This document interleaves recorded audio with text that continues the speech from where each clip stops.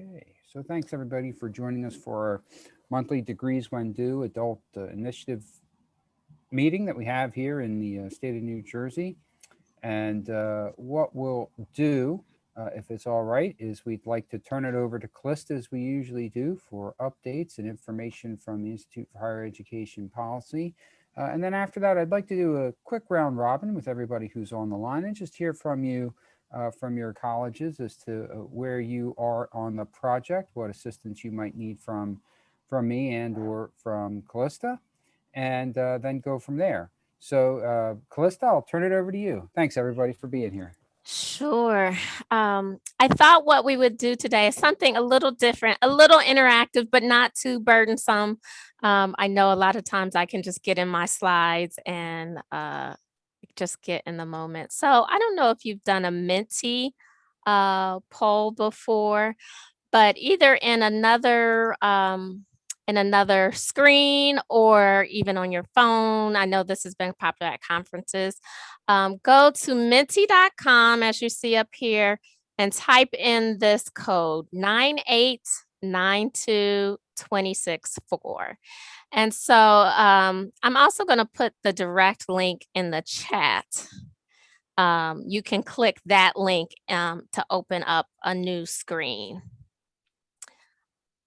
And there's just a series of 4 questions. I usually pose it open to the group, but I know sometimes it's easy to just feel like, oh, I don't want to hog the conversation, or I'd rather see what others are saying. So there's just 4 simple questions in there. And I thought this would be a good way to just see where you are, see how your degree audit process is going, good, bad, or indifferent. And the slide should also advance for you. Let me.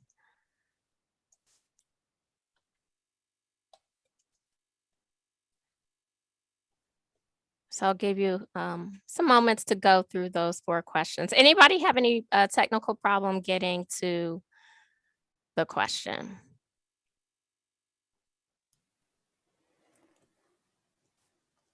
Okay, Callista, looks like I'm on it. I'm having a little trouble. Can you John, show go me? ahead. Oh, I see. Oh, I see. Go to Mentee. All right, hold on a second. and the code is 9892264.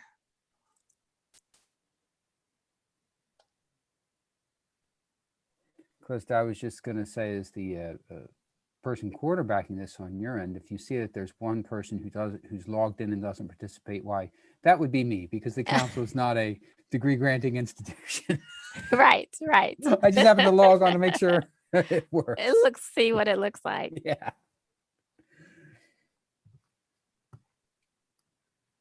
Slowly, encouraging, good, okay. Good.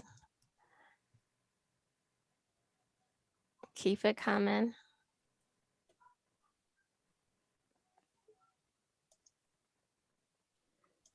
Hi, Michelle. Thanks for joining us this afternoon.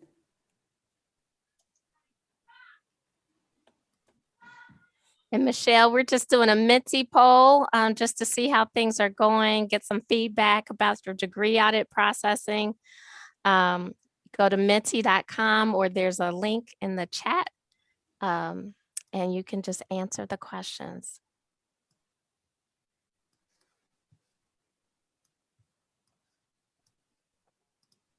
And this is helpful for me too, as we go into the second half, to make sure that I'm helping you with your needs.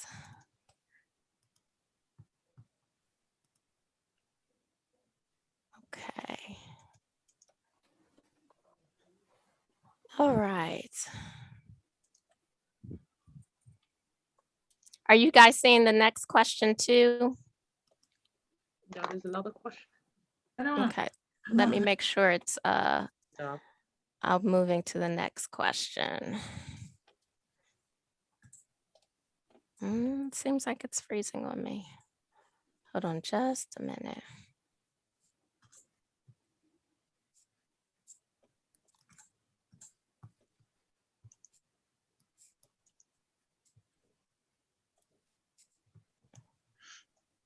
Okay, let's see.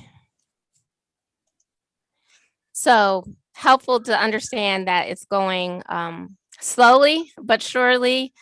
Some I know are working with the reverse transfer, and that is a smaller group, but we'll talk a little bit about the batch degree audit needs and also a degree mining tool that IHEP is working on.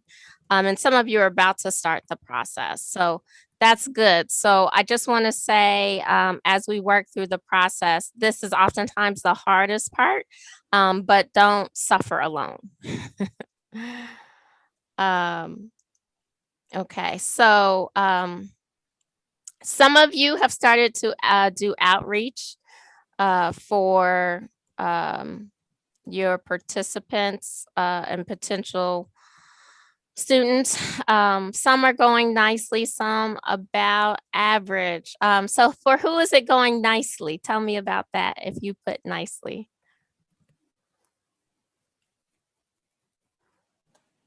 Hi, it's Liz. I put nicely, just because because we're moving it. We are working with our communications team to reach out to these students. So we did an earlier communication, which I've already told you about, and now we have another set of communications channels. We've got, in addition to email, which we did originally, now we've got a team of people who are calling them to reach out and just try to encourage them to come back to the college. So I feel like we're moving it forward, and that's why I said nicely. It's good to feel like we're Yes. making progress. And Liz, who are you using to help with those calls? We have a communications team, internal, an internal team. And so we've got a staff that's what they're dedicated to be doing. And so we've prepared the file with all the contact information, and that team now is reaching out and calling them. Okay. So that's helpful. So you have kind of communications, marketing folks at the institution doing that. So that's good to know. I know some people are always like, well, who's going to help me to do outreach? So I want you guys to think about what makes sense at your institution, especially when you're ready to start that, because I know some of you are starting, but also some of you said frustrating. Who's experiencing frustration? I said that. All right, Paula, tell me about your experience. Just that my person that's doing it, they reach out to the students, and the students are very slow responding. You know, you're excited, you have really good intentions, like you feel like you have great news for them, but they are not they're not responding back. That's helpful. And I know, and especially at this time with COVID and changes, I know where we are, a lot of schools that were doing hybrid are now in person, both K-12 and higher ed. Jobs are changing in a different way. So I think people might have distractions. And so we're interested in sourcing in a variety of ways, how to keep that system going on your end, because of course you've dedicated resources where, hey, this is the couple weeks where we're contacting people and following up, but building into your plan some light touches down the road, or how to build it into social media or other things to keep it on people's radars, because if they don't respond now, that may trigger them to respond later, like, oh yeah, I did get a call from somebody about that, and I got busy or I got distracted. And so they may want to reach out again. So let me know, especially as people are trying to address that issue in building sustainability. Okay. My clicks aren't working for me like I want them to. Did you guys see let's go to the next question, if it lets me. You told me not to go in the bathroom, and I keep going in the bathroom. Welcome, Kate. We are just doing a little Mentee meter poll. And it's mentee.com, and I have the link in the chat. So the next question is, what lesson or tip about degree audits or reaching former students you want to share? So some of you are further in the process. Some of you may have lessons learned the hard way, so they might not be as positive. You might also have lessons about your internal planning with degree audits, and some of the things that are barriers, or even things that are going just, they're not stellar, they're not in the tank, they're just going average. Welcome all of that. So take a moment to put in your comments here.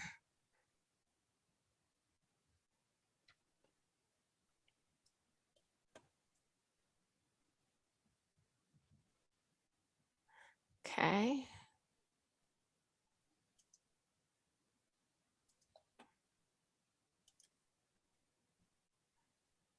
All right. So yes, thinking of it as an investment. And one thing, this initiative in terms of IHEP's support and coaching will take you all the way through October, but we're also trying to build some sustainability pieces for you. And there's some things in the sustainability block once you get there in a couple of months. So we definitely want to support you in the investment. Batch degree auditing. Who's doing some of the batch degree audits? Liz. Who's doing some of the data mining? Paula. Okay. Great. Any lessons you guys want to share about that piece of the batch auditing? That's a great point that just appeared on the screen, the CCOG program. That's the part that I wrote. I didn't write about the batch degree audit in response to this question. Okay. But I can speak to the batch degree audit, because I will tell you our experience with that has been that my office, which is assessment planning and research, has been kind of giving small groups for the batch degree audit. It's not quite as automated as it might seem, even though there is a computerized system for doing batch degree audits. It comes out of the computer, and then a human needs to evaluate it and say, okay, what courses still remain?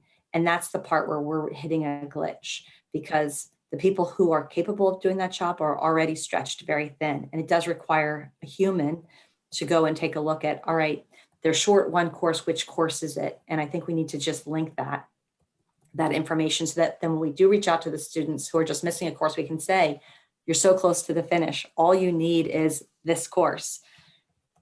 So that's been our experience with the batch degree audit. So we're moving it forward, but I would not say that we're just starting to try to get a process in place with that. But in terms of the communications, I feel like many of the students drop out because of financial barriers. And I think a lot of them are not familiar with this funding that we have available through the state now.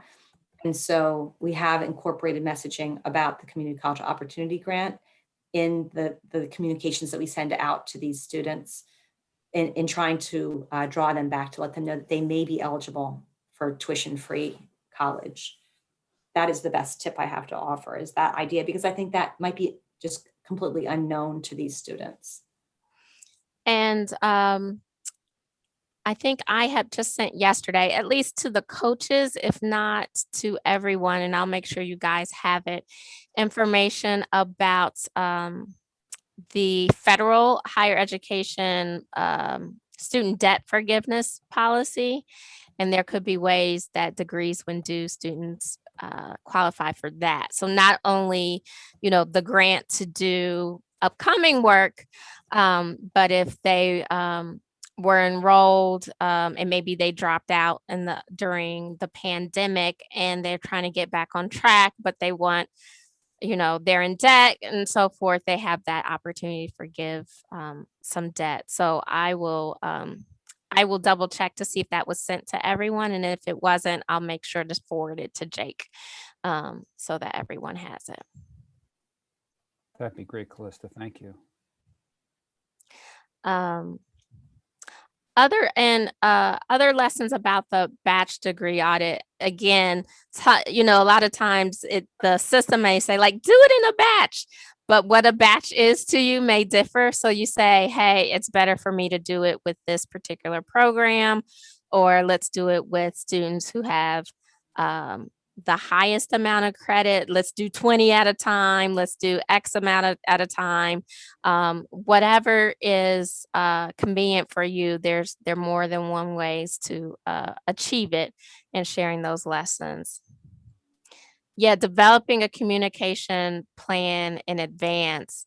Who shared that? Maybe you can tell us a little bit about that. Hi, Callista. This is Kate. Can you hear me? Yes. Hi, Kate. Hi. That was me that shared that, and I felt that was really helpful for us. Was to be really organized about it and determine, okay, when is the best time to send an email? When is the best time to send a text? And what types of information will we be trying to elicit from students using those types of communication? Sorry about the background noise. No, that's fine. That's good. That's good. That's a great point. And I didn't want to miss whoever initially put the batch degree audit point in and what their experience was with batch degree audit. I put that in, and the same as you described, that someone does have to look at it after the batch degree is run. And what she's doing, like for people who only have one course left, if they have courses, she's contacting the academics to see if they will do course substitutions. Yeah, good point. And Michelle, you were going to add something? Yeah, I was just going to just share so what we've done at Middlesex, sort of piggybacking off what Kate had talked about with communication to students. And I think my colleague Richard Cole is on the line. So I may pass the mic to him because he's the expert, not me. But one of the things that we did early in the new year, this year, is Richard and his team did a great job of sort of identifying a group of students that sort of fell within this, I guess we call cohort or sort of profile. And it was a little over 2,000 students that had engaged with us at one point in the last, I believe, 10 years. And we're like 6 credits away from an associate's degree, but dropped out. And so what we did is we did a direct mail campaign, actually, which is something we don't do a lot of anymore, but we thought that under the premise of a new year, a new you. And so we first sent a letter, and it was from the co-president of our alumni association, who actually sort of fit the profile of this student. And basically from her lens, talking about her journey, her story, and why she chose to come back to school after, taking some time off, and where she is today, and what Middlesex did to her. In that letter, we also sort of dropped in CCOG. And oh, by the way, did you know, sort of thing. And then we sent a postcard follow-up. And I don't remember if it was the postcard first or the letter. And then actually, I think it was the letter first. And then the postcard was basically like a new year, a new you. We had this very visual, beautiful picture of a student. And then on the back, we invited them to an information session, and also created a landing page with information specific to the needs of this student population. And we were able to re-engage 125 or 130 students back to the college, which that's great. Seem like a lot considering 2,000, but we did feel like, considering it was just a pilot, and we're like, let's just try this and see what happens. It was successful, and our hope is to continue to build off of that campaign that we did. That's great. I really like the alumni story angle. That's a really good point. Latanya, were you going to share anything? I saw you came on camera. You're right. Hello. No, I don't have those kinds of success stories. More recently, we've just been in a little perplexing situation because all of the new information we've been gathering since we've gone pandemic, we were using that newer list from the state, and we've done that data mining, and we did the outreach to bring students back for spring, and some did. But unbeknownst to us, we actually had entered data into that box system right before COVID hit. Aha, aha. So that was a different list, and we weren't working from that list. No worries. And we can work on the updates for Mercer. And I've been talking to Moses. Moses, yep, Moses yes. Kim. Mhm. And so, as you guys go through this process, the whole reporting is really set up to support your process and make sure we can share lessons across the nation. So whenever you find that you want to update something, just let us know when the right timing is, and we'll tell the research team a little bit about your processes for that. So should we just continue with what we've been doing since the pandemic?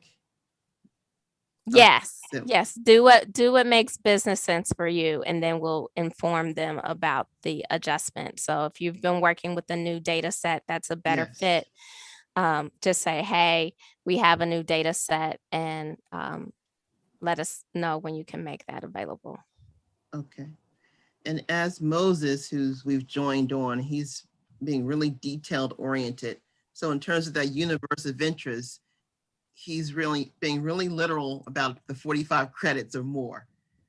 So if we actually look at that, then our number, the pool of students actually shrinks smaller and smaller, but we're not bound by just that credit number as well, as long as we help to retain or reacclimate and bring students, readmit them back to the college, correct? Correct. And there's a tab in the reporting where you can tell us what exceptions you made. So if you said, well, we went it down to 40, or we had a student who heard about the program and they had a different credit amount and you want to include them, just tell us what parameters you want to work with in terms of how you were defining your universe of interest. Mhm. And so we kind of say, like, here's a template, but you have some wiggle room with the template. And if you let us know what that wiggle room is, then we can make sure we're adjusting appropriately to analyze the data across institutions. So we know what's apples to apples. All right. But you're really trying to get to those students who are closer to completing. That's the true goal. That's the true goal. Yeah. Understood. The near completers, or those who did all the academic requirements, those who are so close. All right. So our last question on the Mentee poll, questions or concern you have at this stage. Latanya just answered one of hers. The progress is slow, and slow and steady can win the race. If you're finding that the pace is slow on your campus and you're trying to figure out ways to re-engage stakeholders. We were talking among coaches that some institutions are having a lot of staff turnover, and they're trying to figure out ways to onboard new staff in key departments. So if there's ways we can be helpful, either as a coach or what have you, happy to do that. So just let us know. And we know former students may respond when they may respond. So ways to keep that drumbeat going is often important, just with anything, but especially now, and highlighting some great financial resources that are out there may also advance that. Great question about retention. Whoever shared that question, you want to pose it more to the group and give us a little context? Sure, that was me. And I was posing it because I think that's one of the things that we're considering for the students who aren't ready to graduate. How are we bringing them back? What is everyone doing to bring them back? I mean, I know that I'm working on ideas because fall registration is open, but that was just something that's been in my mind. I'm hoping to be able to discuss that further at the next meeting because registration just opened today. Great point. And I'll make a note to dig up some resources about that registration and retention. Anybody gotten that far in the process? I know Liz is a little bit further at Union County, but I think you only just have one term under your belt, but I don't know if that's something you guys have been thinking about. No, I wish I had some helpful pointers to share. We're really not farther along. We've just been doing it this semester. I mean, the world was turned upside down with COVID. And so I really don't feel like it was before this semester that we made things start happening. So sorry, I don't have anything to offer there. Wish I did. I know one of the things we've been talking more about is how, tying into some of the things that Jake, we've been talking about since the beginning with student supports that are happening outside of this initiative, making sure that those connections for those students, particularly if they're just coming back, they might forget all the new things and supports that are available on campus. But Jake, I don't know if there's anything that comes to mind for you. Well, I mean, I would say, thinking about basic needs and securities, I know all of you've made tremendous strides. If you're not the point person or if you don't oversee the point person, you've got somebody that who is. I know in some cases we've got some of our colleges have very strong partnerships with the counties and have county social service workers on campus there to assist students and to assist students virtually. And then you've got others who have staff people who are assisting students in getting applications for SNAP, food stamp, SNAP. But then also there's a child care program that I sent information out to all of the student services vice presidents and deans a couple weeks ago. The Department of Human Services, Division of Family Services, really wants us to make a push in letting people know of what we consider to be one of New Jersey's best kept secrets. There is a very generous child care subsidy program that's available through the state of New Jersey. Now, are there some caveats to it? Yes, a parent has to take their child to a specific state-approved child care facility, but it can compensate, anywhere from 50 to 75% of the cost of childcare, which is critically important, especially for adult learners, right, who may have children who need childcare. So our student services have that information. If you folks think it would be helpful, I can send that same email out to all of you, which I will do. Do me a favor, everybody, please just put name and email in the chat. You know what? I'm going to send it to the whole master list of everybody who's working on Degrees When Due. So I have all your contact information. Don't worry about it. I'll send it to everybody. So we know that about childcare. And as far as SNAP's concerned, it's all been modernized. It's about time, where everything can be done online. There are some short-term expansions for SNAP, thanks to the federal government, that students who have a zero expected family contribution on their FAFSA form, a zero EFC, they are eligible for SNAP. Now, we had made big changes in SNAP. I say we fought to do it. Students who are enrolled in Perkins programs, Perkins eligible programs, that counts as the work requirement, but also students who have children, I believe 12 years and younger, depending on income, they would be eligible to apply. So there are a lot of exemptions that are available for college students, particularly community college students, to apply for SNAP.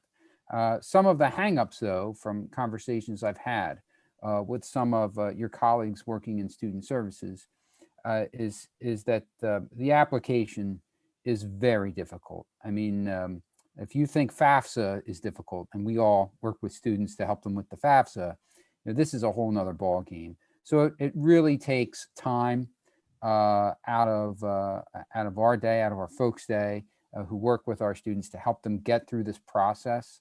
But The good news is that the application is all online. The required documentation can be uploaded online. It doesn't have to be delivered in person. You know, when we started this pre-COVID with community college student eligibility for SNAP, you know, the students had to get a letter that was signed by a certain person on campus and notarized, then take that letter to a county office and then apply in person for SNAP.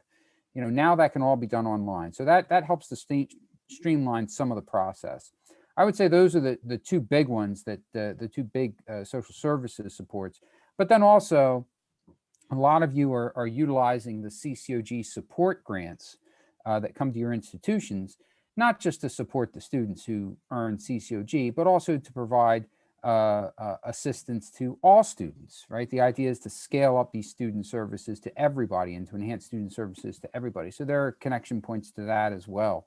I would also add, I'll just like, when the recording's over, I have something to share regarding CCOG that I'd like to share with all of you, but I'm not going to record it. So I'll pause there. And once we're done giving our updates and reports and everything, I'll share with you some news about CCOG. Great. Thanks for sharing that. The other thing that I've been hearing people work on is tying the Degrees When Due re-enrolled students to any kind of advising alert system. So some people are starting to take a special look at that cohort and see how they're doing with grades, see if there's kind of any patterns they're seeing, but also just reminding them, hey, you've re-enrolled. This is not the same institution it might have been like 5 years ago. So here's a reminder of some of the resources for academic training. Even during COVID, so many online resources and tutorials and online coaching hours and things like that, or tutoring hours are available. So sometimes just reminders on that help with retention for students who might not feel academically confident or have been struggling as they return. So that's some pieces on the academic side. Any other thoughts or comments on that retention piece? And then I'll address the reverse transfer question. Just a few are doing both adult re-engagement and reverse transfer. And one of the big things to encourage reverse transfer is making sure that you have champions at that university to help support the work so that they see the value. Particularly advising or transfer specialist. There was a school also where a lot of times they will have like a first generation program. And so they had people from the community college who had transferred in, participate in some of those pieces and communicating the reverse transfer option there. And also, making sure you're doing any myth busting about, okay, how does this affect financial aid? Does that mean something different from me? And just say, like, this is insurance run. So as that is communicated to advising, and I think psychologically, people are believing more in, like, you never know what happens. So like the thought of an insurance run and having an associate degree while you're pursuing your bachelor's degree, particularly if you don't have to petition to graduate, you don't have to pay a fee to have your transcript shared. People are starting to appreciate that. So if you're working on a reverse transfer strategy, just reinforcing those messages and finding champions who they trust at that university to be advocate, and not necessarily just the registrar connections, but people in advising or transfer specialists or other people who are close to that circle of influence. Is that helpful for whoever answered that reverse transfer question? Okay, awesome. Okay, well, thank you for playing. I thought that was really good to have you guys engage. I am just going to highlight a couple of resources as I always do. And it'll just take just a second to make sure I am sharing that. Okay, do you see the new slides? Okay, so a lot of you are already doing the degree audit, which is the hard part. But I also want to make sure we're not forgetting to track the non-academic barriers, which you are also capturing. So eventually, when you report this up and to understand the dynamics, we want to make sure we're not forgetting the non-academic barriers, although those are usually easier to capture because when you run the audits or reports, you know if they have a restriction or a hold, but just making sure you capture that. And again, connecting that to resources. And then some institutions have been programming more information into their automated systems about reasons for withdrawal.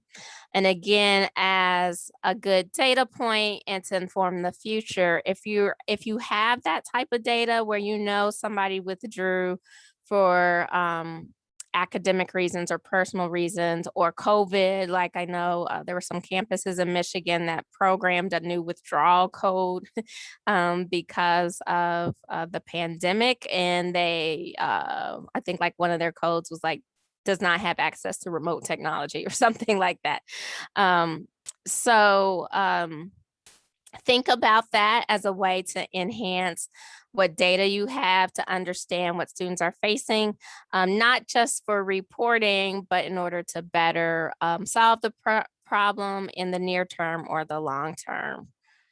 So I just wanted to point that out.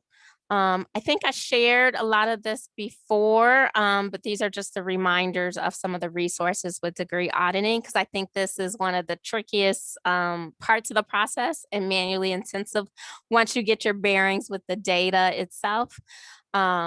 And so we talked about starting with smaller batches if you need to.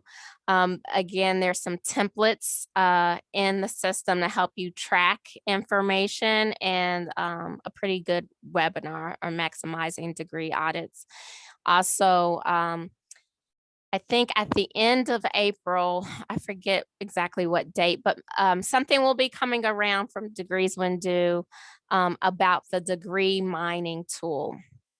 And so they've had a cohort of institutions kind of inform this process to think about some technology options to help with degree mining. And this may be some auditing pieces, but also just looking at the data and see what people qualify for. And so some of it is like tech hacks, like how to do a pivot table with what we have that interacts with the type of extracts you get out of your information system. So that is a real that should be an interesting tool for those who are looking for some simple tech hacks without having to like buy a new system to do with things. So more is coming out about that at the end of April. For those who are starting to reach out to students, again, here's some resources here. And, complementing, that personal contact with a little media buzz. Sometimes if you hear it multiple places, you get that the universe is telling you to go back to school. So those are some things that I shared before that are resources. A special note, I am going to be traveling on Thursday, May 6th, which is our usual open office hours for anybody who wants to have coaching hours with me.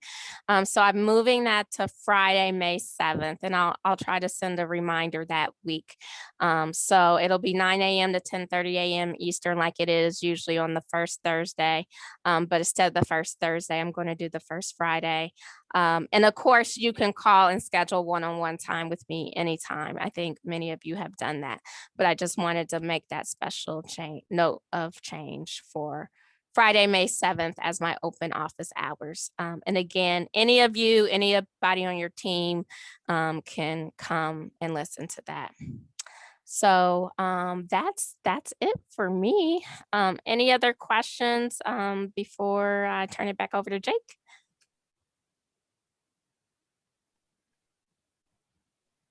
Okay, It's all yours.